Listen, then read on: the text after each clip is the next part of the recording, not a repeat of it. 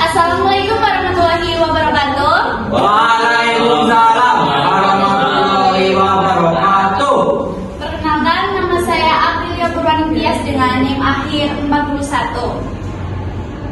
Dan terima kasih buat Bapak Eko Suroso yang telah memberikan waktu untuk saya mempresentasikan hasil dari rangkuman saya yang mengambil judul buku tentang psikolinguistik. Penulisnya adalah Soehartono Syamsul Sodik, tahun terbit 2010, penerbitnya dari penerbit Universitas Terbuka, Kota Terbit Jakarta.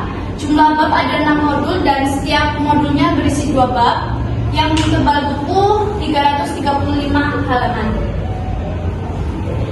Kita masuk ke modul yang pertama, tentang psikolinguistik dan perkembangannya. Bab yang pertama mengenai pengertian dan bidang kajiannya.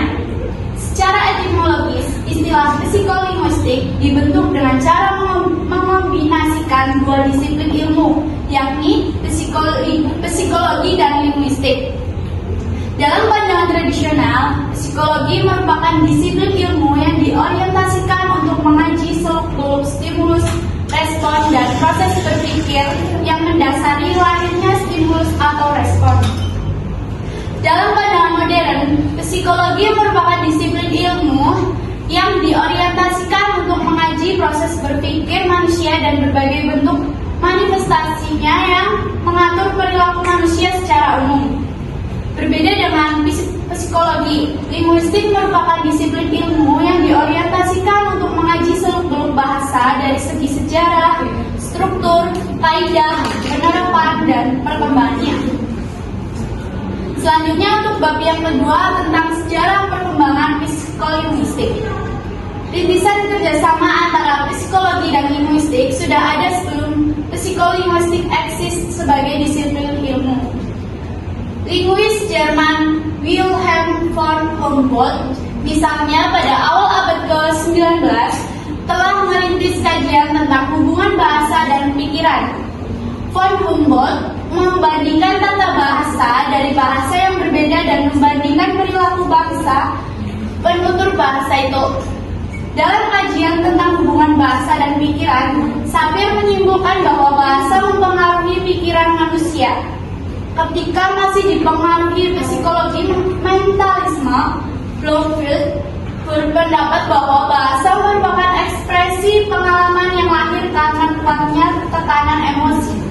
Sejak tahun 1925, Bloomfield meninggalkan mentalisme dan mulai menggunakan behaviorisme.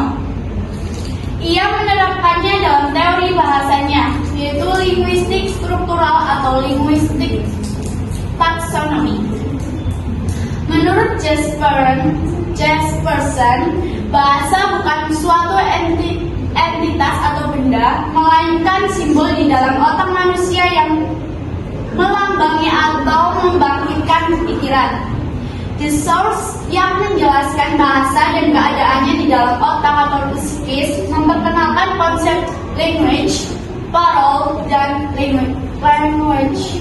Objek kajian linguistik adalah language, sedangkan objek kajian psikologi adalah parole. Lanjut ke modul yang kedua, yaitu mengenai hakikat bahasa dan fondasi biologis. Bab yang pertama mengenai pengertian fungsi dan cirinya. Dalam pandangan Chomsky pada tahun 1957, bahasa merupakan wujud dari mawjud entity atau berupa sejumlah kalimat yang dapat dikreasikan secara tidak terbatas, sekalipun setiap kalimat memiliki panjang terbatas dan tersusun dari seperangkat unsur atau elemen yang terbatas pula. Bahasa pada dasarnya merupakan alat komunikasi verbal bagi manusia. Sebagai alat komunikasi verbal, bahasa mempunyai 5 fungsi, yakni fungsi personal, interpersonal, direktif, referensial, dan imajinatif. Menurut Finon Shiro pada tahun 1977, Aitchison pada tahun 1984 menyatakan bahwa bahasa mempunyai 10 ciri. Berikut ini dari 10 ciri-ciri dari bahasa. Yang pertama adalah menggunakan saluran oral atau auditoris. Yang kedua, arbiter. Yang ketiga, bermakna. Yang keempat, merupakan transmisi dari budaya. Yang kelima, penggunaannya spontan. Yang keenam, penggunaannya bergiliran. Yang ketujuh, kombinatif. Yang kedelapan, mampu mengekspresikan keterpisahan. Yang kesembilan, berstruktur. Dan yang kesepuluh, dapat digunakan secara kreatif. Bab yang kedua mengenai fondasi biologis bahasa. Ada dua pandangan yang dapat digunakan untuk melihat perkembangan manusia, yakni pandangan agama dan ilmiah. Dari pandangan agama, manusia dipandang sebagai keturunan Nabi Adam dan Hawa. Dari pandangan ilmiah, manusia merupakan hasil evolusi. Sejalan dengan perkembangan evolusi, kapasitas otak manusia dari waktu ke waktu berkembang. Pertambahan kapasitas memungkinkan pertambahan fungsi otak. Perkembangan otak dapat dibagi menjadi 4 tahap, yakni tahap perkembangan kapasitas atau ukuran, reorganisasi otak, munculnya sistem fiber, dan munculnya dua hemisfer yang asimetris. Dari segi kecepatan perkembangan otak dikelompokkan ke dalam 2 jalur, yakni jalur cepat dan lambat. Jalur cepat terjadi pada janin sampai dengan usia 2 tahun setelah kelahiran. Memasuki usia 2 tahun sampai dengan masa pubertas, berat otak mengikuti jalur lambat. Lanjut ke modul yang ketiga, mengenai persepsi dan produksi ujaran. Bab yang pertama mengenai persepsi terhadap ujaran. Psikolinguis berpandangan bahwa produksi dan persepsi ujaran merupakan hal yang kompleks. Ada 4 kemungkinan hubungan keduanya. Yang pertama, ada keduanya berbeda. Yang kedua, persepsi ujaran tidak lain adalah produksi ujaran dan sebaliknya. Yang ketiga, keduanya sama. Dan yang terakhir, keduanya sama dan berbeda dalam hal tertentu. Kemungkinan keempat paling realistis karena proses produksi ujaran bermula dari makna yang diverbalkan dalam bentuk bunyi bahasa. Fenomena itu sejajar dengan proses persepsi ujaran yang bermula dari bunyi bahasa yang ditransfer menjadi makna. Kegiatan produksi dan persepsi ujaran tidak dapat dipisahkan dari tindak bahasa. Menurut The Source, tindak bahasa merupakan rantai hubungan antara 2 orang atau lebih. Dalam tindak bahasa, perilaku ujaran terdiri atas bagian fisik, yaitu mulut dan telinga, dan bagian non-fisik, yaitu jiwa dan atau akal, yang terdapat dalam otak yang disebut pusat penghubung. Di dalam otak, pembicara terdapat fakta mental dan konsep yang dihubungkan dengan bunyi kebahasaan. Baik konsep maupun bayangan bunyi berada di dalam otak pada pusat penghubung. Bab yang kedua mengenai produksi ujaran. Tujuan produksi ujaran adalah menghasilkan seperangkat bunyi sistematis yang digunakan untuk menyampaikan maksud. Tujuan itu direalisasikan dengan menggunakan rumus fonologis, morfologis, sintaksis, dan perkalian bunyi makna. Produksi ujaran mengandung 2 komponen, yaitu tujuan dan proposisi. Tujuan berkaitan dengan kegiatan pembicara, sedangkan proposisi berkaitan dengan inti hal yang disampaikan. Kegiatan produksi ujaran merupakan kegiatan yang di dalamnya terdapat 2 tahap, yaitu tahap perencanaan dan pelaksanaan ujaran yang kompleks dan bekerja secara sinergis dalam waktu cepat. Perencanaan ujaran dirancang ke dalam 3 tahap, yakni perencanaan wacana, perencanaan kalimat, dan perencanaan konstituen. Pada tahap perencanaan wacana, pembicara merencanakan konversasi, deskripsi, dan struktur wacana. Pada tahap perencanaan kalimat, pembicara merencanakan isi proposisi, isi ilokusi, dan struktur tematis. Pada tahap perencanaan konstituen, pembicara merencanakan unsur-unsur pengisi kalimat yang berupa berbagai jenis kata yang akan diujarkan. Lanjut ke modul yang keempat, yaitu tentang pemerolehan bahasa pertama. Bab 1 tentang teori pemerolehan bahasa pertama. Dalam pemerolehan bahasa terdapat beberapa teori yang sangat berbeda pendapatnya. Kelompok pertama yaitu teori yang berorientasi pada psikologi behaviorisme. Yang kedua adalah psikologi kognitivisme. Sedangkan yang ketiga ialah pendekatan fungsional yang berakar pada psikologi konstruktivisme. Ketiga teori itu ternyata mempunyai pengaruh yang sangat kuat dalam dunia ilmu bahasa, termasuk pandangannya terhadap masalah pembiasaan dan pembentukan kebiasaan. Dengan pola pikir ini, kaum behavioris meyakini bahwa dalam proses pemerolehan pembelajaran yang penting ialah stimulus, respon, dan adanya penguatan.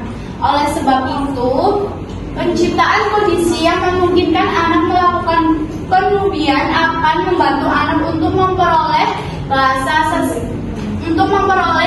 sasaran. Jika dilakukan dengan penubian, kompetensi berbahasa itu akan dapat diperoleh.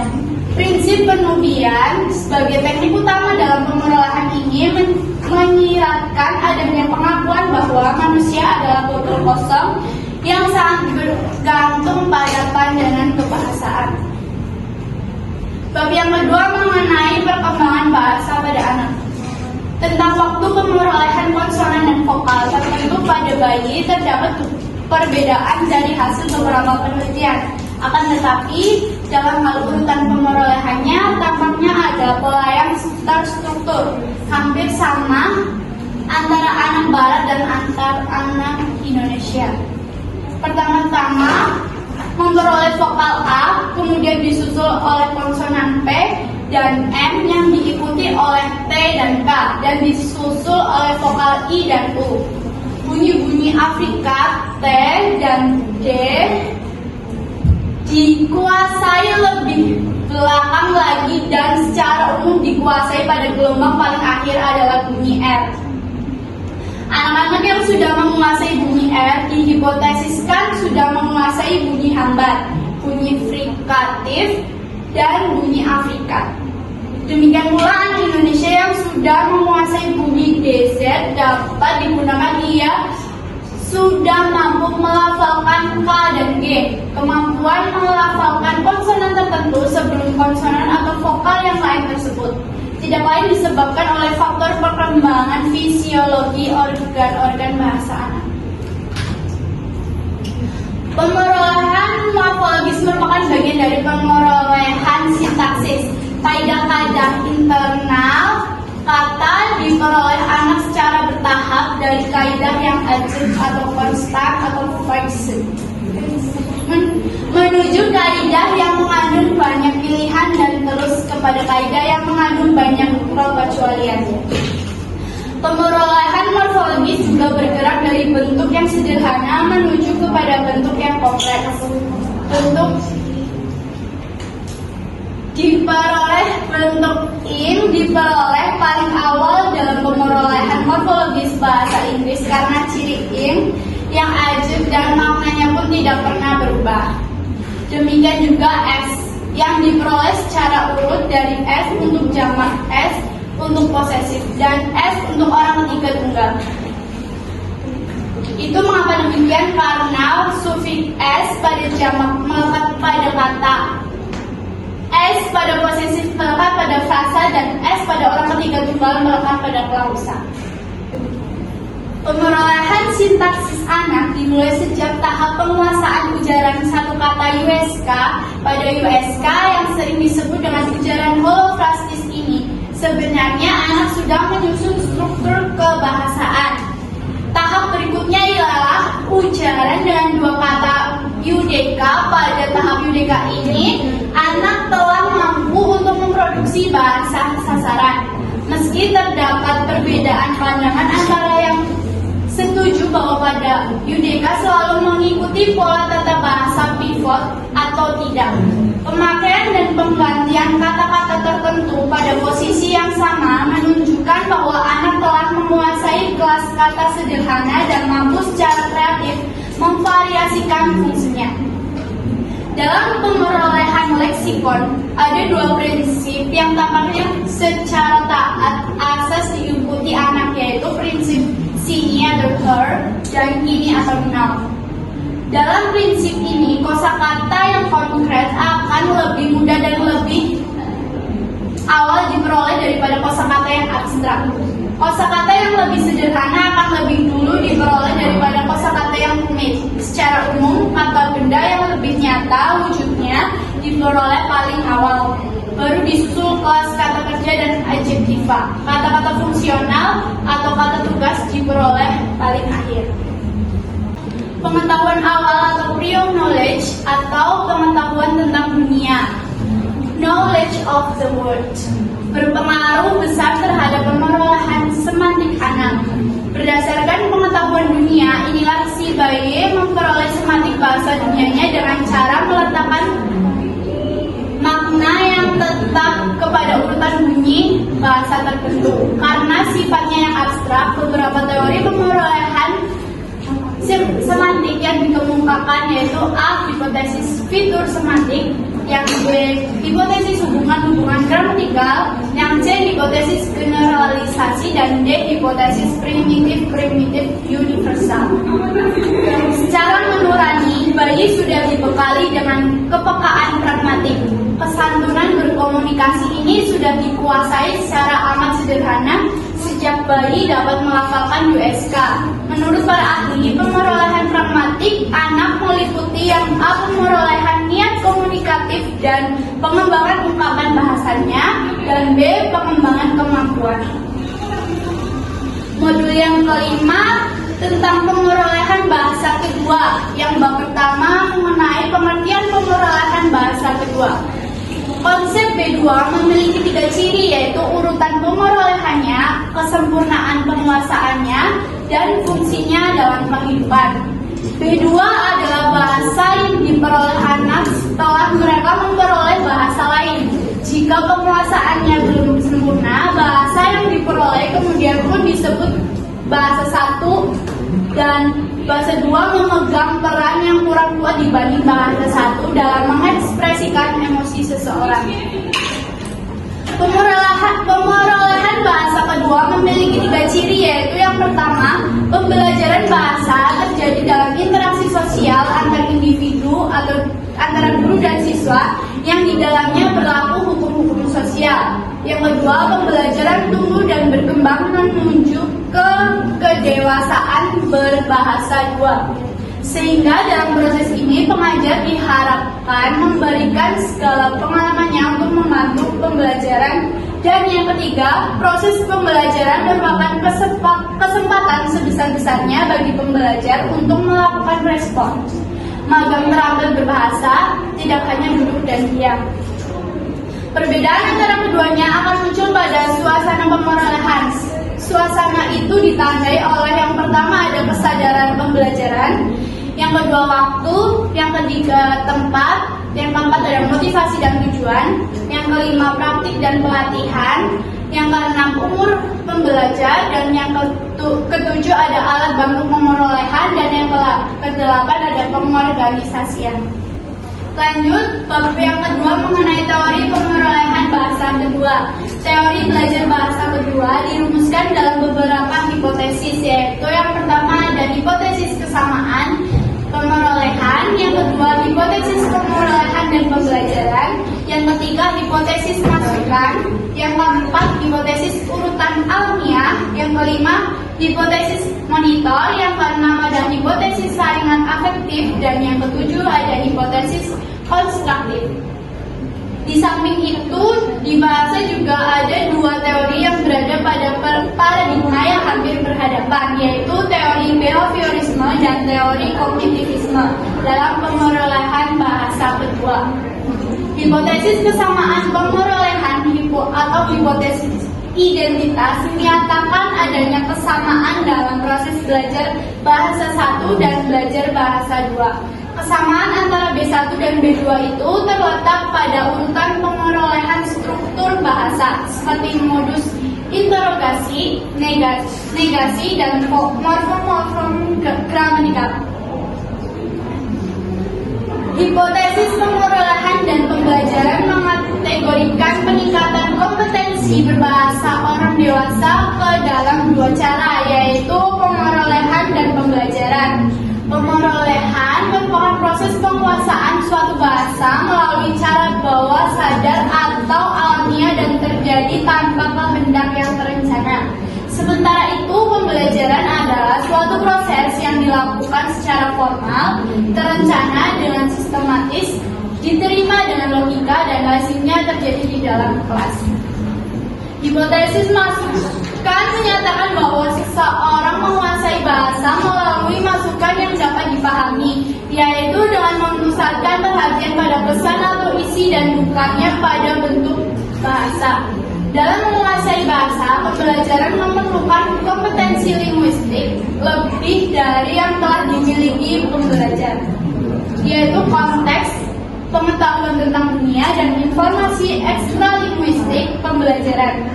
Hipotesis urutan alamiah yang menyatakan bahwa dalam proses pemerolehan bahasa, pembelajar memperoleh unsur-unsur bahasa melalui urutan tertentu yang dapat diprediksikan. Urutan itu bersifat alamiah. Sekian, terima kasih presentasi yang dapat saya sampaikan. Kurang lebihnya mohon maaf. Apabila ada yang ingin ditanyakan, mohon tunjuk tangan. Ya, mulai dari Mas Asadi. Baik. Perkenalkan, nama saya Asadi Mungtinur Andika dengan NIM akhir 50 atau 50. Izin bertanya kepada Abidia Purwaningga sebagai presenter. Itu lebih ke pemerolehan bahasa. Nah, dalam pemerolehan bahasa ini, saya pernah membaca tentang periode kritis. Nah, mungkin apa maksudnya dan hubungan antara periode kritis ini dengan pemerolehan bahasa yang sudah dijelaskan oleh Saudari Abdul. Terima kasih. Wassalamualaikum. Selanjutnya, Mbak Alsa. Baik, saya Alsa Restiana Putri dengan yang akhir 44 izin bertanya. Sebagai alat komunikasi verbal, bahasa mempunyai 5 fungsi, yaitu fungsi personal, interpersonal, direktif, referensial, dan imajinatif. Dari kelima fungsi tersebut, bisa tolong jelaskan mengenai fungsi 5 alat komunikasi verbal tersebut. Terima kasih. Selanjutnya, Mbak Hanun. Baik, perkenalkan nama saya Hanun Nabila dengan yang akhir 37. Pertanyaannya, bagaimana teori behaviorisme menjelaskan proses pemerolehan bahasa pertama pada anak-anak? Terima kasih. Ya, terima kasih teman-teman atas pertanyaannya. Di sini saya akan mulai menjawab pertanyaan dari Mas Asadi yang bertanya dalam pemerolehan bahasa. Mas Asadi sendiri sudah pernah membaca mengenai periode kritis, dan yang ditanyakan apa itu yang mengenai dengan periode kritis itu sendiri. Dan menurut saya pada PPT yang sudah saya jelaskan, periode kritis merujuk pada waktu di mana seseorang memiliki kemampuan optimal untuk memperoleh bahasa kedua atau L2. Menurut teori ini, periode kritis berlangsung hingga sekitar usia remaja awal hingga 7 tahun dan kemudian menurun secara signifikan. Selama periode ini, otak lebih mampu menyerap dan memproses struktur bahasa baru dengan cepat dan efisien. Setelah periode kritis berakhir, pemerolehan bahasa kedua masih mungkin, tetapi akan lebih sulit dan memerlukan usaha yang lebih banyak. Seperti itu, Mas Asadi, apakah dapat diterima? Bisa diterima. Terima kasih atas jawabannya. Sama-sama. Selanjutnya, saya akan menjawab pertanyaan dari Mbak Alsa yang bertanya pertanyaannya yaitu sebagai alat komunikasi verbal, bahasa mempunyai 5 fungsi, yaitu fungsi personal, interpersonal, direktif, referensial, dan imajinatif. Jelaskan fungsi tersebut. Menurut saya, yang pertama adalah fungsi personal, yaitu berkaitan dengan ekspresi diri dan perasaan pribadi. Bahasa digunakan untuk menyampaikan emosi, perasaan, pendapat, atau identitas seseorang. Contohnya, ketika seseorang mengatakan, Saya sangat senang hari ini. Dia menggunakan bahasa untuk mengungkapkan perasaan pribadinya. Dan fungsi yang kedua adalah fungsi interpersonal, yakni fungsi ini melibatkan interaksi dan hubungan sosial antar individu.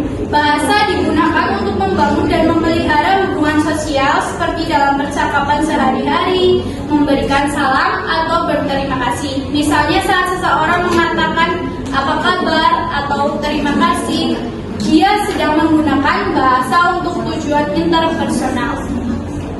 Yang ketiga ada fungsi direktif.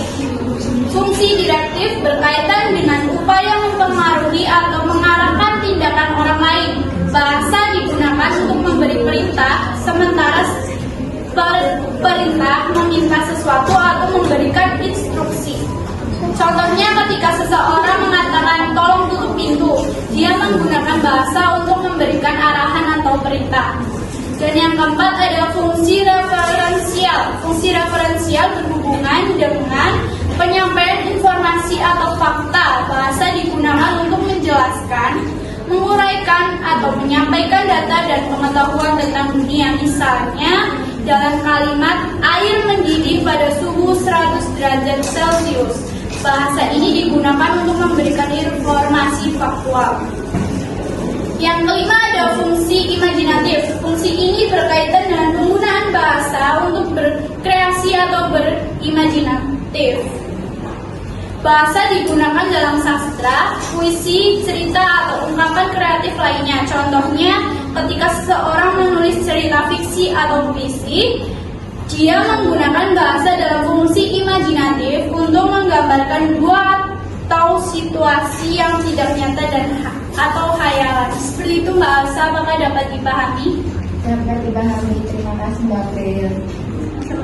Selanjutnya saya akan menjawab pertanyaan dari Mbak Hanun yang bertanya mengenai bagaimana teori behaviorisme menjelaskan proses pemerolehan bahasa pertama pada anak-anak. Menurut saya, teori behaviorisme menjelaskan proses pemerolehan bahasa pertama pada anak-anak melalui prinsip-prinsip pembelajaran yang melibatkan stimulus, respon, dan penguatan. Yang pertama ada stimulus. Stimulus merupakan segala bentuk rangsangan dari lingkungan yang diterima oleh anak. Ini bisa berupa kata-kata yang diucapkan oleh orang tua, suara dari lingkungan, atau situasi tertentu. Yang kedua ada respons, merupakan reaksi anak terhadap stimulus tersebut. Respon ini bisa berupa pengucapan kata-kata, suara, atau tindakan tertentu. Yang ketiga ada penguatan atau reinforcement. Penguatan adalah kunci dalam pembelajaran bahasa menurut teori behaviorisme. Ketika seorang anak mengeluarkan respon yang benar, misalnya mengucapkan kata dengan benar, mereka akan menerima penguatan positif seperti pujian, senyuman, atau hadiah.